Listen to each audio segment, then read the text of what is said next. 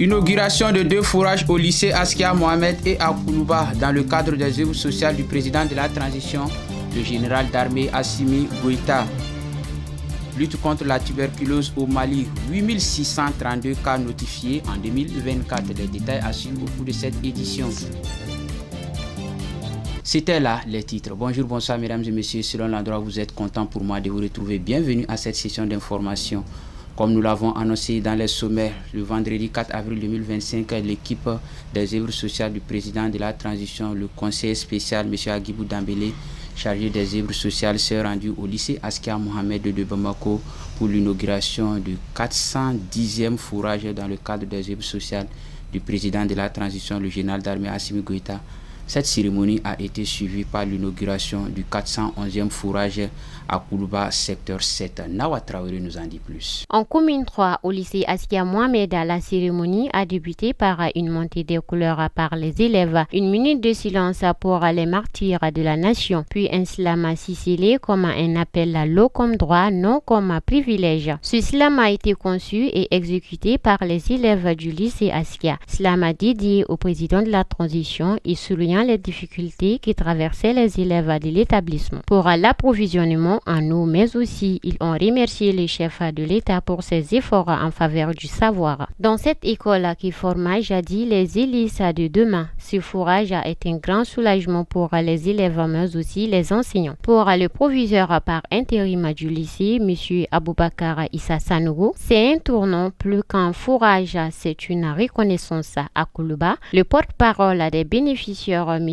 Abdourahmane Koulibaly, a également évoqué les difficultés qui traversent les citoyens de cette zone pour accéder à l'eau potable. Selon ces décisions, en moyenne, chaque famille dépense 2000 francs par jour pour avoir assez d'eau potable. Dans les 2 quartiers, les autorités locales ont adressé leurs remerciements au président de la transition, son Excellence le général d'armée Assimi Goïta, pour son geste de considération à leurs endroits. Sur tout autre plan, le ministre de l'Éducation nationale, professeur Amadou Sissavané, a reçu ce jeudi une délégation du partenariat mondial pour l'éducation. La délégation composée de 2 membres était venue faire le point de la coopération entre le partenariat mondial de l'éducation et le Mali. Fatmata Siaka Diarra pour les détails.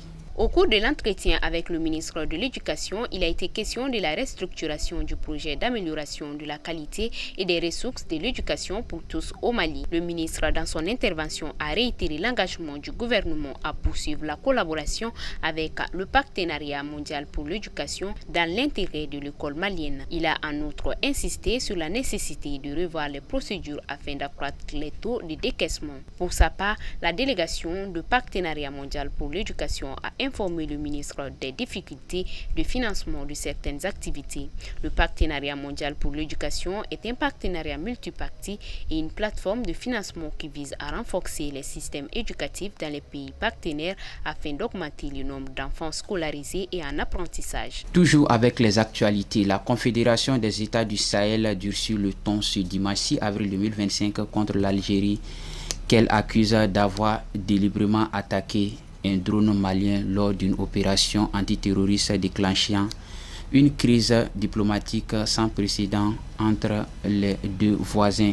Dans un communiqué relayé, le Collège des chefs d'État du Sahel a annoncé le rappel immédiat de ses ambassadeurs en Algérie pour consultation, tout en condamnant avec la plus grande énergie un acte qualifié d'agression contre l'ensemble de ses membres. L'Algérie, qui revendique avoir intercepté un drone ayant violé son espace aérien sur 2 km, n'a pas fourni de preuves selon Bamako. Les autorités de l'AIS rejettent cette version, qualifiant l'argument d'absurde et dénonçant une violation du droit international. L'AIS réaffirme néanmoins la mobilisation totale de ses forces pour défendre l'intégrité de l'espace confédéral, tandis que des frappes antiterroristes se poursuivent à Tezawaten.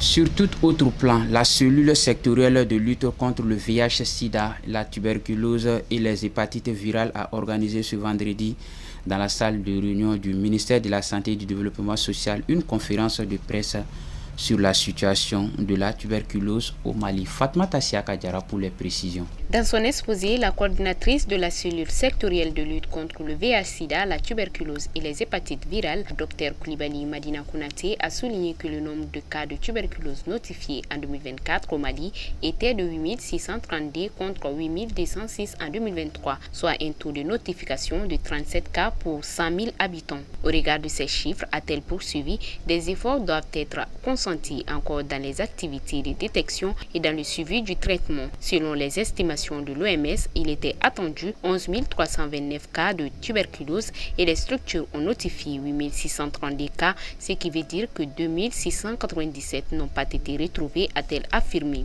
Dr Coulibaly Madina Konaté a rappelé les défis liés à la lutte contre la tuberculose au Mali qui sont l'insuffisance de couverture géographique en centre de diagnostic et de traitement, le faible taux de détection des cas de tuberculose, l'insuffisance en ressources humaines au niveau des laboratoires, la faible mobilisation de la contrepartie de l'État pour l'achat des intrants et des médicaments. La tuberculose pulmonaire est la plus difficile. Cette année, le thème retenu dans le cadre de la Journée mondiale de lutte contre la tuberculose, célébrée le 24 mars dernier, est oui, nous pouvons mettre fin à la tuberculose, s'engager, s'investir et agir. Décédé le 4 avril, un vibrant hommage a été rendu hier 6 avril à Amadou Bakayoko, figure emblématique du monde artistique et spirituel. Les obsèques de l'illustre disparu ont rassemblé de nombreuses personnalités, dont le ministre des Affaires religieuses, des cultes et des coutumes et son homologue de la culture, M. Mahmoud Daffé, témoignant de l'impact profond de cet homme sur la société malienne. Un artiste accompli et guide religieux respecté, il a marqué plusieurs générations par son engagement, son humilité et sa foi. Le ministre des Affaires religieuses a salué la mémoire d'un homme de paix qui a su concilier spiritualité et culture pour transmettre des valeurs fortes à la jeunesse malienne. Le Mali perd un Amadou Bakayoko, une voix singulière, une conscience éclairée, un trait d'union entre l'art et la foi. Son souvenir demeura vivant dans le cœur et les esprits de ceux qui l'ont connu et l'admiré. Ainsi s'achève cette session d'information. Content pour moi de l'avoir présenté. Bonne suite de programme sur Kene TV. Qu'Allah bénisse le Mali.